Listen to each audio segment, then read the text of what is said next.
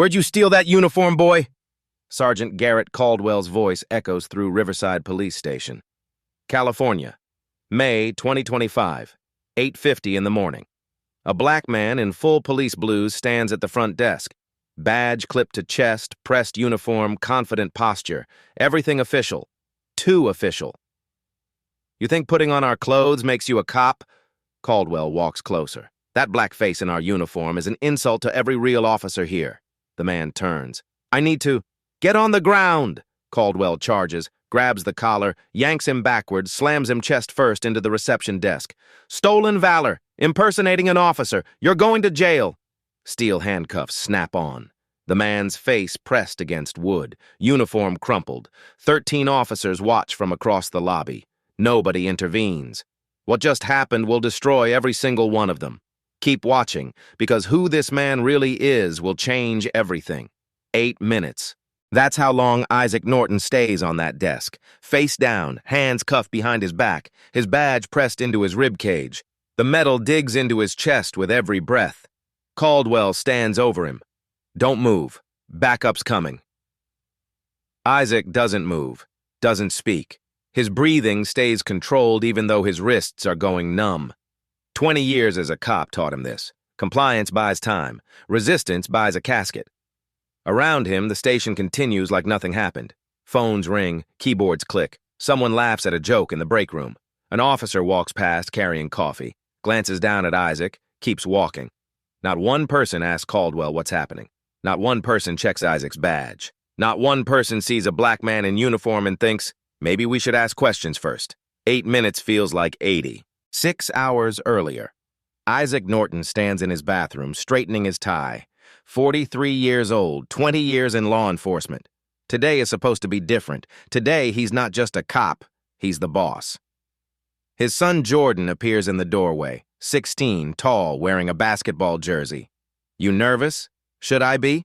New job, new city, new people who don't know you yet. Jordan leans against the doorframe. Yeah, Dad, you should be nervous. Isaac smiles, pins his badge to his uniform. The gold shield catches the light. Chief of Police, Riverside County. It took 15 interviews, 8 background checks, and 3 months of waiting, but he got it. You'll be home for dinner, right? Jordan asks. Promise. You always say that. I always mean it. Isaac grabs his briefcase. Inside, personnel files, budget reports, reform proposals, everything he needs to fix a broken department. This is important, Jordan. This city needs change. Just don't let them eat you alive. Isaac pauses, looks at his son. They won't. But standing here now, face down on a desk, handcuffs cutting into his wrists, he wonders if Jordan was right. Riverside has problems, everyone knows it. 52 complaints filed against police officers in 3 years. Only 2 resulted in real discipline. The rest? Buried, dismissed, lost in bureaucratic limbo. Black residents are stopped 4 times more often than white residents for identical infractions. Use of force incidents are 70% higher in minority neighborhoods, and every time someone complains, the system protects itself. The previous chief retired quietly. No scandal, no investigation, just a gold watch and a pension. But everyone knew. The complaints weren't accidents. They were patterns, and patterns mean policy, even if that policy is unwritten. The city council needed an outsider, someone who didn't owe favors, someone who couldn't be controlled by the union, someone who would actually hold officers accountable. They chose Isaac. Outside perspective, Mayor Rebecca Townsend had said during his final interview. You're not part of the old boys club. That's exactly what we need. Isaac had asked the hard question. What if the department pushes back? Then you push harder. Now, lying on this desk, Isaac realizes what pushback actually means. It doesn't mean arguments in meetings. It doesn't mean bureaucratic delays. It means this: humiliation, dehumanization. A message sent before he even reaches his office. You don't belong here. Caldwell's radio crackles. Sarge, we got his info. You need to see this. There's a pause, a long one. Then Caldwell's voice, quieter now. What? His badge number checks out. It's legit. And his ID says... The radio cuts off. Silence stretches across the lobby like a held breath. Caldwell grabs Isaac's shoulder, pulls him upright, looks at the badge on his chest. Really looks this time. Chief Isaac Norton, Riverside Police Department. Caldwell's face goes pale. The handcuffs stay on, but everything just changed. Caldwell stares at the badge, then at Isaac's face, then back at the badge. Chief Isaac Norton. The words don't compute. Caldwell's been here 15 years. He knows every supervisor, every administrator. This black man wasn't supposed to be here. Get these cuffs off me! Isaac's voice is flat, not angry, colder than angry. Caldwell fumbles for his keys. His hands shake. The key misses the lock twice. Finally, the cuffs click open. Isaac stands slowly, rubs his wrists. Red marks circle both arms where the steel cut in. He straightens his uniform, picks up his briefcase, doesn't look at Caldwell. The lobby is silent. Every officer has stopped working. They're watching. Caldwell clears his throat. Chief, we didn't know. You didn't ask. Isaac cuts him off. You saw a black man in uniform and assumed criminal. Didn't check credentials. Didn't ask questions. Just acted. It was a misunderstanding. It was exactly what it looked like. Isaac adjusts his badge. The metal is bent from being pressed into the desk. 8 minutes on that desk. 8 minutes while you decided what I was worth. Caldwell's jaw tightens. We have security protocol. I was wearing a badge. We thought it was stolen. Why? The question hangs. Caldwell doesn't answer. Can't. Because the truth isn't about protocols. It's about assumptions, about who gets believed and who gets handcuffed. Isaac picks up his briefcase. What's your name? Sergeant Garrett Caldwell. How long with Riverside PD? 15 years. Complaints against you? Caldwell hesitates. Nothing sustained. Nothing sustained. Isaac repeats it slowly. Interesting. He walks toward the elevator. Officers step back, like accountability is contagious. Chief. Caldwell's voice stops him. We take care of our own here. This department is a family. We protect each other. His confidence returns. You're new. You don't know how things work, but you'll learn. Isaac nods. I'll remember that. The elevator doors close. Alone now, Isaac exhales. Long. Controlled. The breath he's been holding since Caldwell grabbed him. His wrists throb. His chest aches. His shoulder hurts. But none of that matters. What matters is what just happened. 8 minutes showed him everything. Not isolated incidents, a culture, a system designed to protect itself. The elevator opens on the second floor. Isaac walks to his office. The door has his nameplate. He steps inside. Small office, desk, chair, window overlooking the parking lot, files stacked on the desk, welcome materials, policy manuals. On top, a handwritten note. Welcome to Riverside, looking forward to working with you. Detective Lydia Mercer, Internal Affairs. Isaac sits, opens his briefcase, takes out his notebook. Leather, worn, a gift from his father. The inscription inside, do right even when it costs. It's costing already. His phone buzzes. Jordan. How's the first day? Isaac stares at the screen. He could lie, say everything's fine. Instead, complicated. Tell you tonight. He looks out the window. In the parking lot below, Caldwell talks to 3 other officers. They're watching the building, watching his window. Isaac recognizes that look. People who just realize the rules might change, and they don't like it. The door opens. A woman walks in, mid-30s, detective badge, exhausted eyes. Chief Norton? Lydia Mercer. Isaac stands, shakes her hand. You left the note. I did. She closes the door. I heard what happened. I'm sorry. Don't be. Just tell me. Is Caldwell always like that? Mercer's face stays neutral. You should see his file. She slides a folder across the desk. Isaac opens it. Inside, 12 formal complaints, excessive force, racial profiling, intimidation, falsified reports. Dates spanning 8 years, every single one marked not sustained, or insufficient evidence, or complainant declined to cooperate. 12 complaints, 0 consequences. Isaac looks up. How is this possible? The union. Mercer sits. POA protects everyone. Doesn't matter what you did, they bury it. I've been trying to investigate for 2 years, got nowhere. Why? Because the previous chief was part of the problem. He and the union president are golf buddies. Every complaint I flagged got closed. Every witness got intimidated. Every file got lost. She leans forward. You want to know why Caldwell felt comfortable doing what he did? Because he's done it before, and nothing ever happened. Isaac closes the folder, looks at Mercer. Really looks. She's tired, battle-worn. The kind of tired that comes from fighting alone. Not anymore, he says.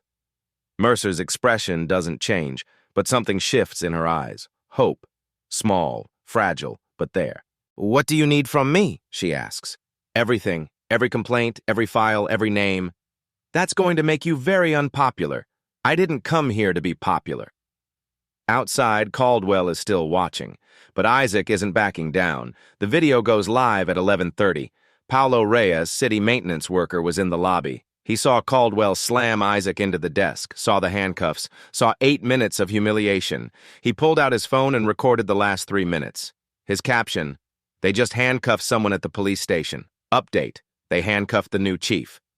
By noon, 120,000 views. By 1 o'clock, every local news station. By 2 o'clock, trending nationally. Isaac sits in his office watching his phone explode. Text messages, emails, voicemails. Everyone wants a statement. He ignores them all. Instead, he reads files. Mercer brought 6 more. Officers with complaint histories, patterns of behavior. Use of force incidents never properly investigated. Officer Brian Voss, 8 complaints, illegal searches, 1 from Natalie Hendricks. Strip searched on the highway with cars passing. Finding, sustained with counseling. Translation, verbal warning, back to work. Officer Raymond Pierce, 6 complaints, all from Black and Latino residents, all dismissed as unfounded. Officer Dexter Callahan, 5 complaints. Most recent 3 months ago. Elliot Vaughn, teenager, beaten during traffic stop. Fractured ribs, emergency room. Callahan's report said Vaughn was combative. Medical records said otherwise. Finding, not sustained. Isaac closes the file. How many total? 52 complaints in 3 years. 18 different officers. 2 got real discipline. Mercer leans against the desk.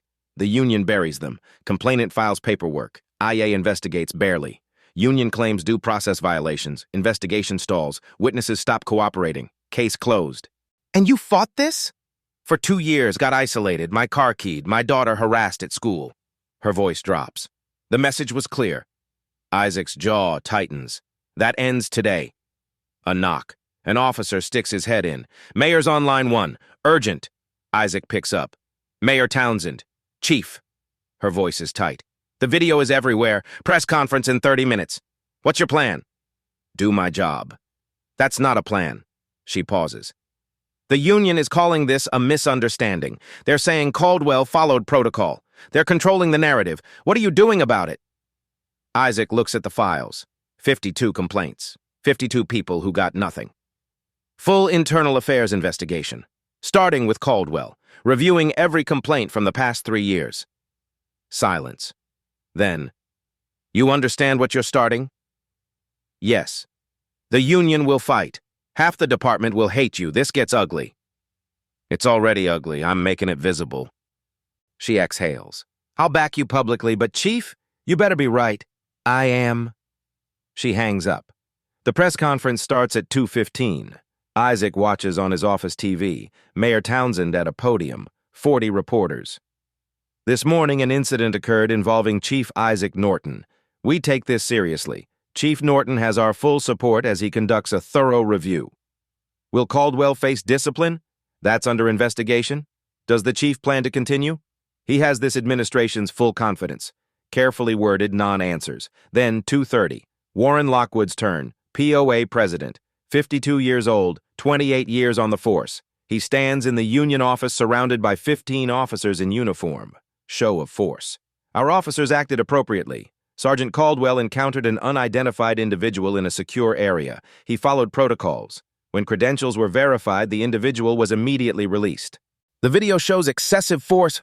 The video shows 3 minutes of a complex situation. Lockwood doesn't blink. Sergeant Caldwell is a decorated 15-year veteran with an exemplary record. This rush to judgment is irresponsible. It undermines officer safety and morale. What about the chief's allegations? What allegations? Chief Norton hasn't made formal allegations. He experienced an unfortunate misunderstanding. We've reached out to apologize. Lockwood leans in.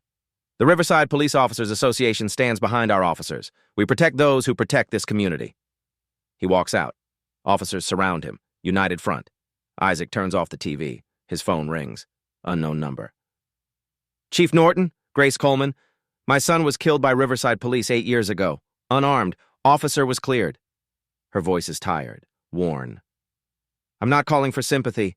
I'm calling because 500 of us are gathering outside City Hall tonight. You need to know, you're not alone. Isaac grips the phone tighter. Thank you. She hangs up. At 6 o'clock, 500 people stand outside City Hall. Signs, your chief, their target, and 52 complaints. Zero justice. No chanting, no shouting, just presence. Bodies demanding to be seen. Isaac watches the news coverage. Jordan texts, Dad, you're on every channel. Are you safe? He types, I'm fine, home soon. But he's not sure that's true. His office door is still open. Through the window, he sees the parking lot. Empty now. Caldwell is gone. But the battle lines are drawn. 500 people outside City Hall believe in him. A police union with unlimited resources wants him gone. And somewhere in this building, officers are making a choice, adapt or resist. Isaac closes his laptop, grabs his briefcase. It's time to go home. Time to explain to Jordan why his first day made national news. But tomorrow? Tomorrow he goes to war. Day 2, 10 o'clock. City Council chambers. Isaac Norton stands before 7 council members, right hand raised, left hand on a Bible. The room is packed, media in back, community members filling every seat. Caldwell sits 3 rows from front, arms crossed. Mayor Townsend administers the oath. Do you solemnly swear to uphold the Constitution and laws of California? I do.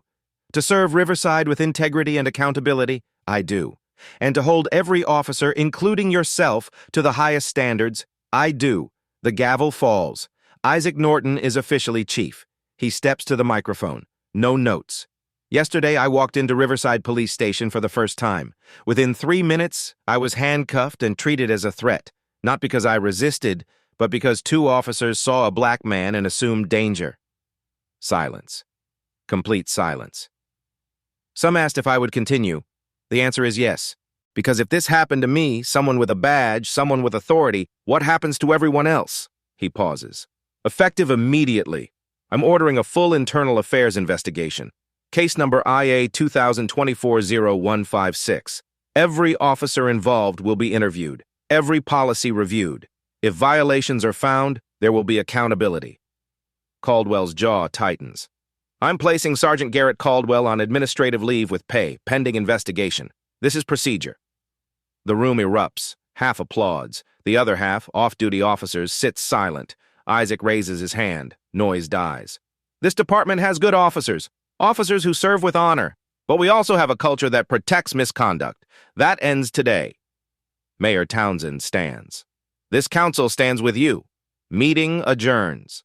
By 11, Caldwell is in internal affairs, handing over his badge and weapon. The symbol is clear. The system that always protected him just stopped. Isaac watches from his window. Caldwell walks to his car, rigid shoulders, controlled movements, but his face shows disbelief. Mercer appears in the doorway. Half the station is in shock. The other half is terrified. Good. Fear means change is possible.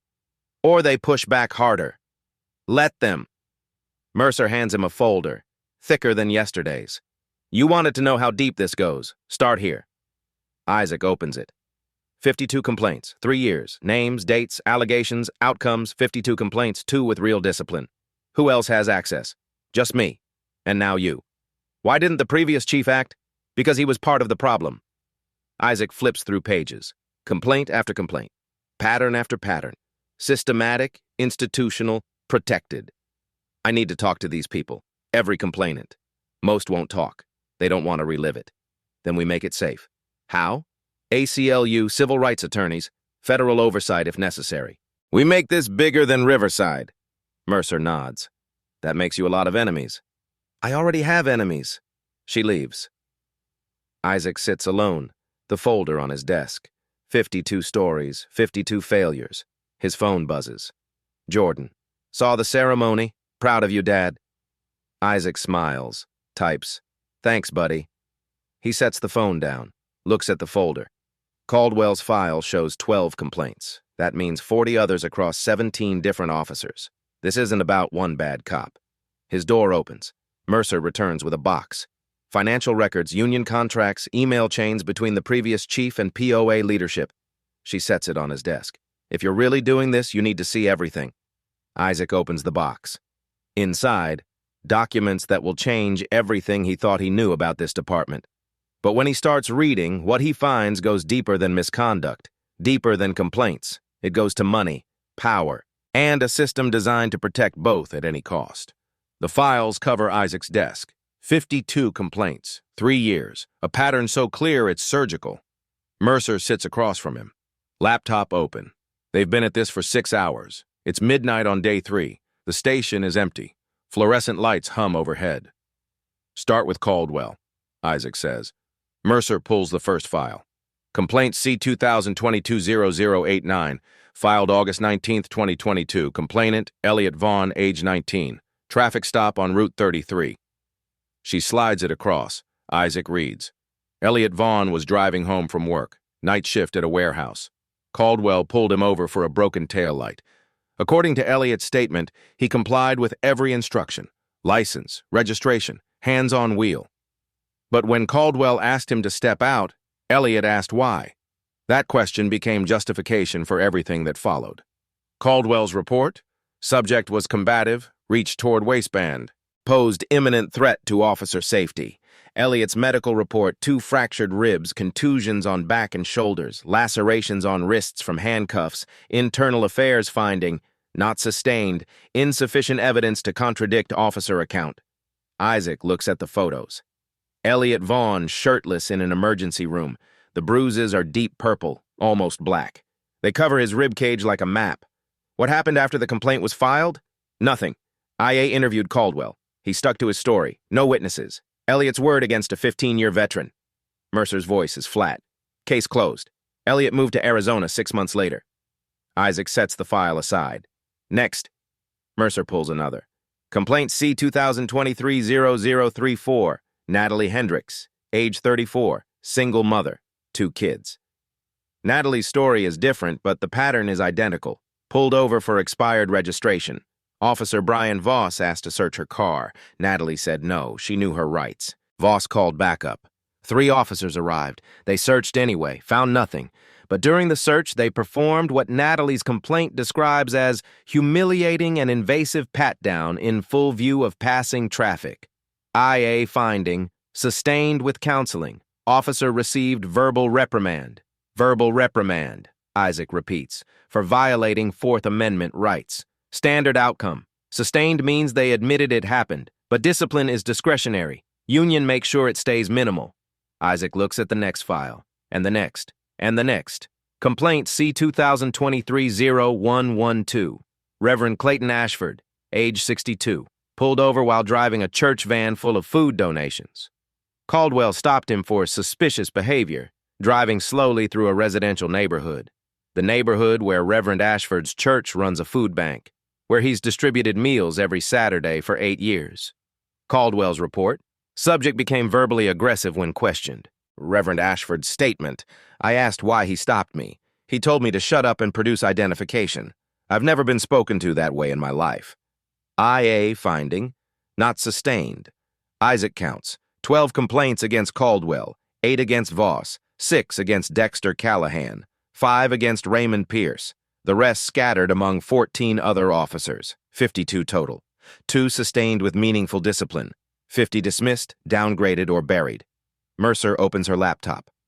I ran statistical analysis. It's not just raw numbers, it's patterns. She turns the screen toward Isaac. Black residents. 4.2 times more likely to be stopped than white residents for identical infractions. Latino residents, 3.8 times more likely. Use of force. Black and Latino residents account for 68% of incidents, despite being 42% of population. Searches, 73% target people of color. Success rate, contraband found, 12%. Isaac stares at the numbers. These aren't isolated incidents. This is policy. Unofficial policy. Nothing written, just understood. Stop quotas, pressure to make arrests, and a union that protects anyone who crosses the line. Isaac closes the laptop, opens another file. This one is different. Email chain, printed, filed. Subject line, Caldwell situation, keep quiet. First email from Warren Lockwood, POA president, to previous Chief Tom Brennan, dated November 2023. Tom, we need to close the Ashford complaint quietly. Media gets hold of this. It's a nightmare. I'll handle union side. You handle counsel, no press, no public hearings, make it go away. Response from Chief Brennan. Agreed. IA will find insufficient evidence. Caldwell stays on duty. Let's move on. Isaac reads it twice. This is conspiracy. Obstruction. It's also how the system works. Union protects officers. Chief protects union. Counsel stays out because they don't want to fight POA during elections. Mercer leans back. Everyone wins, except the people who file complaints. Isaac pulls out his notebook, the leather one. He writes 3 names, Elliot Vaughn, Natalie Hendricks, Clayton Ashford. We're going to find them, every complainant in these files. We're going to ask them to tell their stories again, on the record. Mercer exhales. They're scared, most won't talk. They've been through it once. Then we make it safe. How? ACLU, civil rights attorneys, federal oversight. We make this bigger than Riverside. He stands, walks to the window. Outside, the city is dark. A few streetlights, a few cars. Somewhere out there, Elliot Vaughn is trying to forget. Natalie Hendricks is raising 2 kids. Reverend Ashford is preparing Sunday's sermon. And Caldwell? Caldwell is at home, badge suspended, but still collecting a paycheck, still protected by a union that has never let one of its own fall. Isaac turns back. Get me contact information for every complainant. Prioritize the past 18 months. They're most likely to still be here. And if they say no, we respect that, but we ask. Mercer closes her laptop, gathers files. You know this gets worse before it gets better. I know. The union will fight. Caldwell will fight. Half the department will see you as the enemy. Let them. She reaches the door, stops. Chief, for what it's worth, thank you. Isaac nods. When she's gone, he sits alone. The files are still there. 52 stories, 52 moments when the system failed. His phone buzzes. Jordan. You coming home? It's late. Isaac checks the time. 12:30 a.m. He texts back. On my way. Sorry. It's okay. Just be safe. Isaac gathers the files, locks them in his desk. Tomorrow he'll start making calls. Tomorrow he'll ask people to relive their worst moments. Tomorrow he'll begin dismantling a culture entrenched for years. But tonight, he allows himself one thought. This is why I took the job. He grabs his jacket, turns off the lights, walks to the elevator. The station is quiet, empty. But something is building. He can feel it. Pressure, momentum, the kind that comes before an explosion. In the parking lot, his car is alone. He gets in, starts the engine, drives home through empty streets. When he pulls into his driveway, Jordan is waiting on the porch, still awake, still worried. Isaac gets out, walks up the steps. You should be asleep. Couldn't sleep. Wanted to make sure you were okay.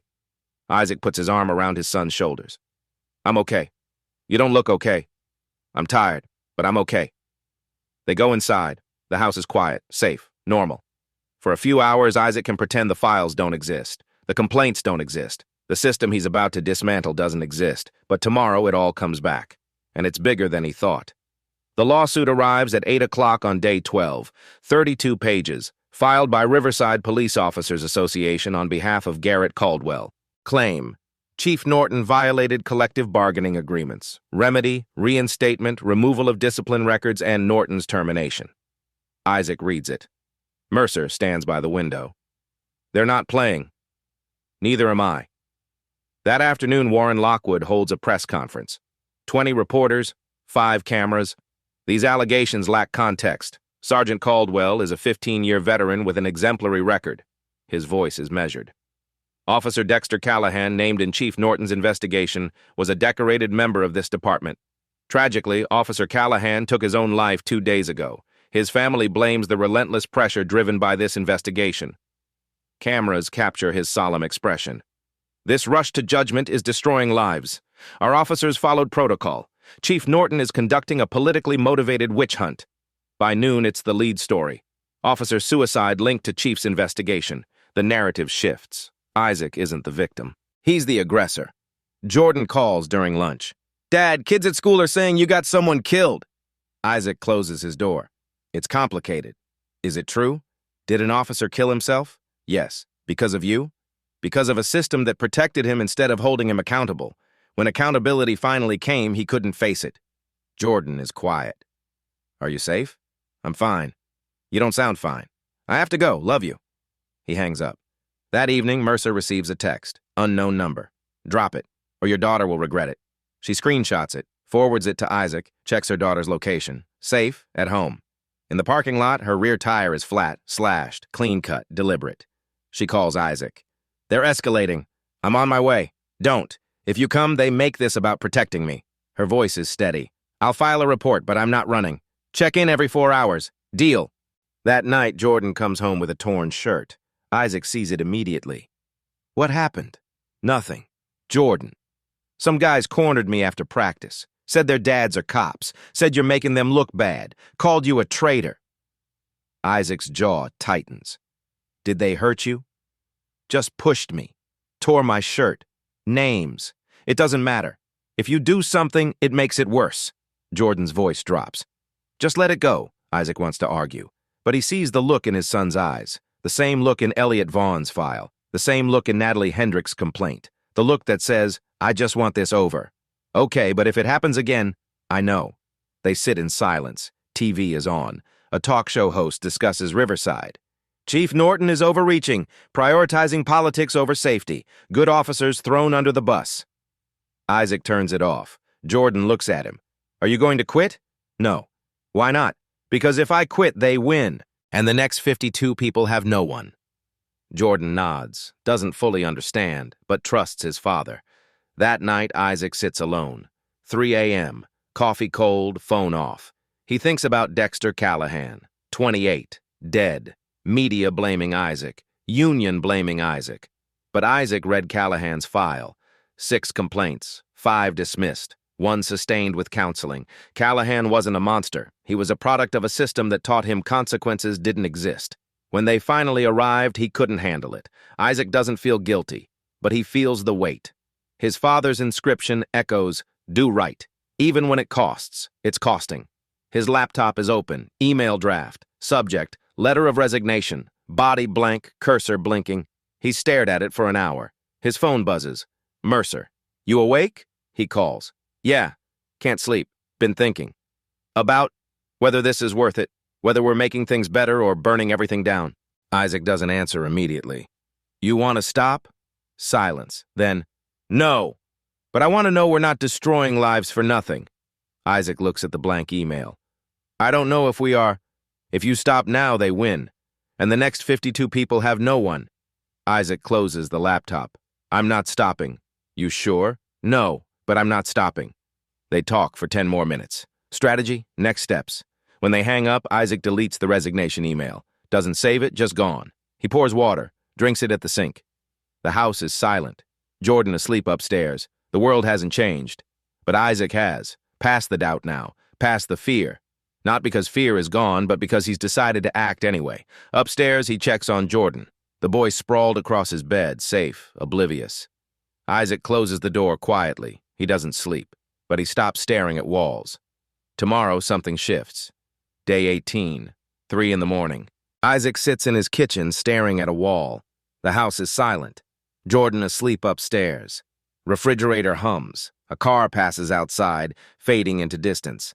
Isaac's coffee is cold. He drinks it anyway. His phone is on the table.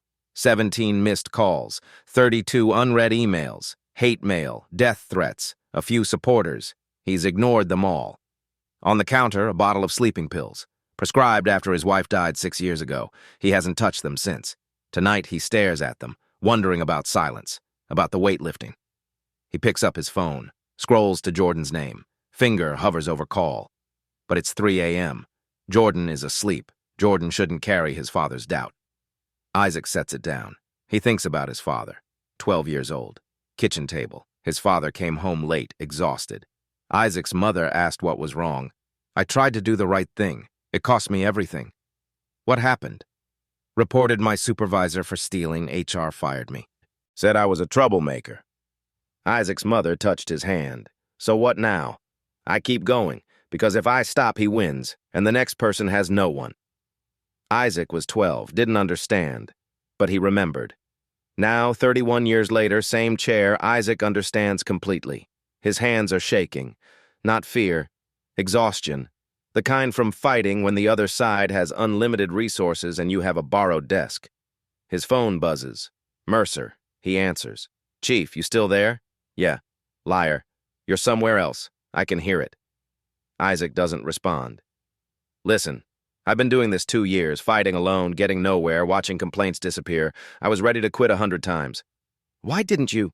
Because quitting meant admitting they were right, that some people don't deserve justice. She pauses. Then you walked in. For the first time, someone with power actually gave a damn.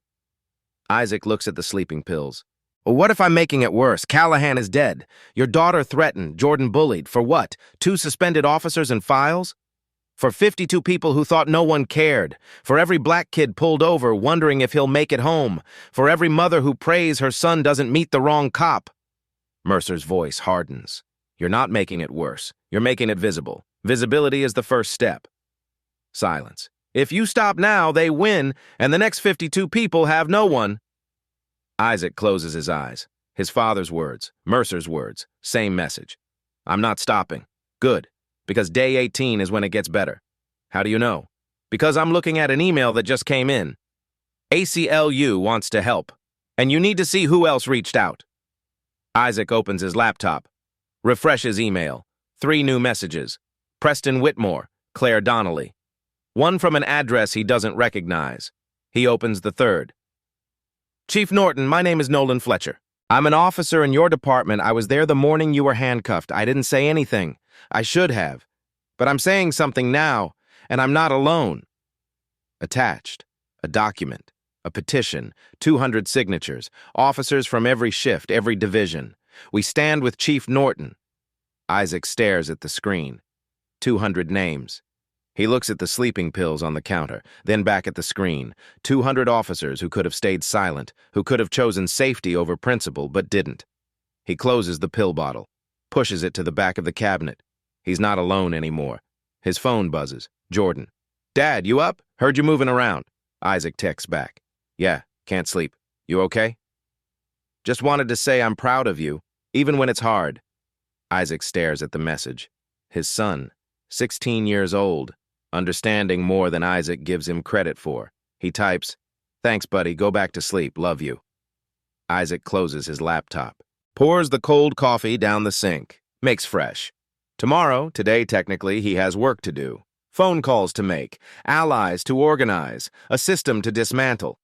But right now, in this moment, he allows himself something he hasn't felt in days.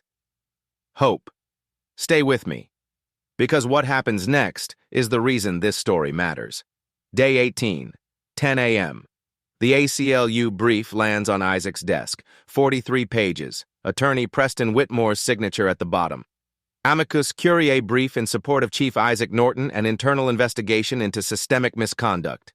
Whitmore called 3 days earlier.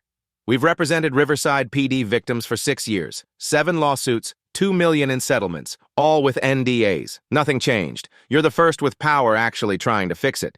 The brief lays out everything: statistical evidence, case summaries, testimony from plaintiffs willing to violate NDAs. It's a legal weapon. Isaac reads it twice, calls Whitmore. When can you be here? Already on my way. That afternoon, Officer Nolan Fletcher walks into Isaac's office. 26, 3 years on force. He was in the lobby that morning. Chief, I was there when you got cuffed, 10 feet away. I didn't do anything. I should have. Why now? Fletcher pulls out folded paper. Because 199 other officers, and I want you to know you're not alone. A petition. 200 signatures. We stand with Chief Isaac Norton. We believe in accountability. We join to protect and serve, not to protect misconduct. Isaac reads every name. Fletcher, the union will target everyone on this list. We know. We're doing it anyway. Thank you. Thank us when it's over. That evening, journalist Claire Donnelly publishes the first of a 6-part series. Headline: Riverside POA's secret cash flow, $380,000 in annual kickbacks. The article traces money from TAC Force Solutions, LLC to POA's discretionary fund. In exchange for training contracts, TAC Force guarantees union leadership 15% administrative fees. Legal, barely, but damning. Lockwood's name everywhere. Signatures, emails, bank deposits. By 6 o'clock, 50,000 shares. By 8 o'clock, 5,000 people outside City Hall. Signs: Justice for the 52. No more cover-ups. We stand with Norton. Grace Coleman stands at front. She's not alone anymore. 200 people surround her, black, white, Latino, Asian, young, old, a city tired of the same pattern. Isaac watches from his window, Mercer beside him. We did it. No, we started it. His phone rings. Unknown number. Chief Norton, Special Agent Garrison, FBI. I've reviewed materials your attorney sent. We need to talk. Isaac sits up. I'm listening. Not on the phone. Riverside tomorrow, 9 a.m. Your office. I'll be here. She hangs up. Isaac looks at Mercer. FBI just called. Mercer's eyes widen. What did they say? They want to talk. Outside, 5,000 voices rise. Not chanting, just presence, demanding to be heard. 200 officers signed a petition. The ACLU filed a brief. A journalist exposed financial corruption. 5,000 people filled the streets, and the FBI is coming tomorrow. Isaac isn't alone anymore. Neither are the 52. But the biggest bomb hasn't dropped yet. Day 21. An unmarked envelope arrives at Isaac's office. No return address, no note, just a USB drive. Isaac holds it up to the light. Ordinary, black plastic, could be anything, could be nothing. He plugs it into his computer. One file, audio recording, 42 minutes long, dated 6 weeks ago, before Isaac was even hired. He presses play. The audio quality is clear. Background noise, chairs scraping, papers shuffling, someone clearing throat, then voices. Warren Lockwood. All right, let's get started. We need to talk about the complaints. Second voice. Isaac doesn't recognize it. How many this quarter? Lockwood. 14, same as last quarter. Most are Caldwell, few others. Third voice. What's the play? Lockwood. Same as always. We've buried complaints before. We'll do it again. IA reviews them, finds insufficient evidence, case closed. The new chief might be a problem, but he's not here yet. By the time he figures out the system, we'll have everything locked down. Second voice. What about community groups? They're pushing for transparency. Lockwood. Let them push. We have the union contract. We have collective bargaining. They can't touch us without violating labor law, and if they try, we sue. It's worked for 30 years. It'll work now. Laughter. Not malicious, just casual. The laughter of people who've never faced consequences. Fourth voice. What about Mercer? She's still poking around. Lockwood. Mercer's done. She has no allies, no credibility. She filed reports for 2 years and nothing happened. She's learned her lesson. She's persistent, though. Lockwood. Persistence without power is just noise. More shuffling. Someone coughs. Then Lockwood again. Listen, the city paid us $380,000 last year from training contracts alone. TAC force is happy. We're happy. Officers get better equipment. Everyone wins. But that only works if we keep pressure off. No scandals, no media, no federal attention. Make sure IA keeps doing its job, which is making problems disappear. The recording continues. Details about specific complaints, strategies for deflecting media inquiries, discussion about which council members are sympathetic and which need managing. At 38 minutes, someone asks, what if the new chief doesn't play ball? Lockwood's response is immediate. Then we make him irrelevant, file grievance, challenge every decision. Make his life so difficult he either quits or gives up. We've done it before. The recording ends. Isaac sits in silence. He saves the file, makes 3 copies, sends one to Whitmore, one to Mercer, one to Secure Cloud. Then he calls the number Agent Garrison gave him. Agent Garrison, this is Chief Isaac Norton. I have evidence of systemic corruption within my department and obstruction of justice by the police union. I'm requesting a federal civil rights investigation. Pause. Then, send me everything you have. 2 hours later, Special Agent Garrison is in his office. 42. 15 years with Bureau. Sharp eyes, sharper questions. She listens to audio, reviews files, examines financial records Claire Donnelly published. When she's done, she looks at Isaac. This is bigger than one department. We're opening full investigation, federal jurisdiction. We'll need your cooperation. You have it. And Chief Norton? Once we're involved, this goes public. National media, congressional inquiries. Your life is about to get very complicated. Isaac nods. It already is. Garrison stands, extends her hand. Then let's complicate it further. They shake. Outside, Caldwell stands in the parking lot talking to 3 officers. They're watching Isaac's window. They don't know yet, but they will. The hearing is in 5 days, and now everyone will be watching. March 28, 2024, 7:30 p.m., City Council chambers. Every seat is full, standing room only. 300 people packed into a space designed for 150.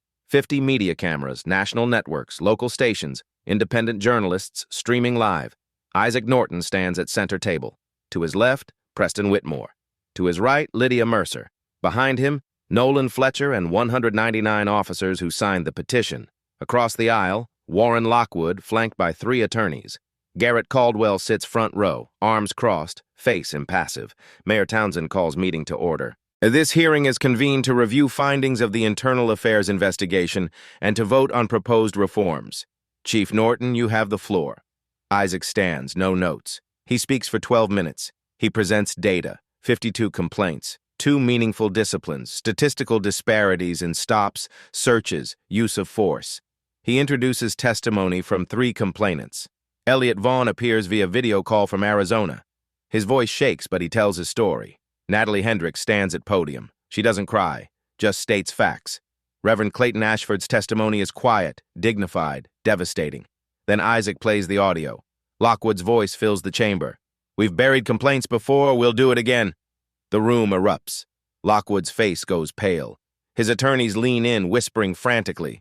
The audio continues, 30 seconds, 60, 90, each sentence more damning than the last. When it ends, the silence is absolute. Mayor Townsend turns to Lockwood. Mr. Lockwood, would you like to respond? Lockwood's attorney stands.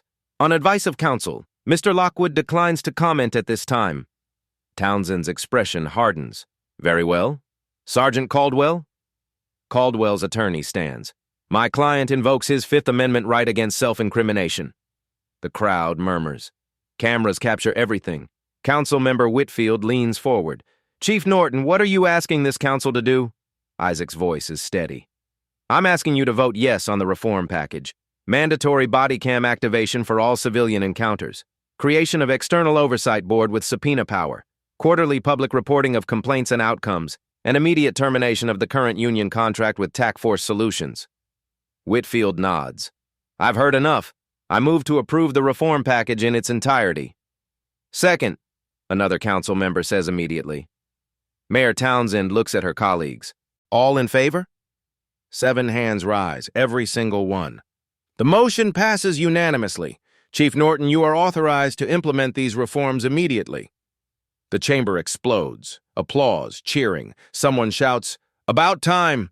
Lockwood stands, walks out. Caldwell follows. Their attorneys trail behind, already on phones, already preparing next lawsuit. But it doesn't matter, not anymore. The vote is done. The reforms are law. An FBI investigation is just beginning.